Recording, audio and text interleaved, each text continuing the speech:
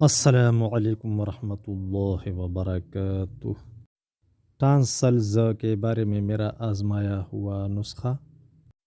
تیزپات کے پتے لے کر باریک کر دے، اسی طرح اجوائن دیسی صاف کر کے باریک کر کے رکھیے،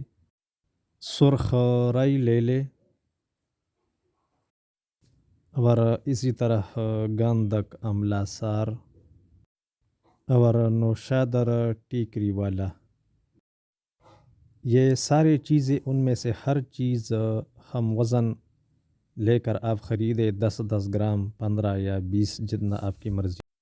سب چیزیں باریک کر کے مکس کر کے رکھیے اور بچوں کو 1 سے 2 چٹکیاں کھانا کھانے کے بعد کھلائیے اور عضلاتی اشیاء 2 اور 3 نمبر خوراکوں سے پرہیز کرائیے۔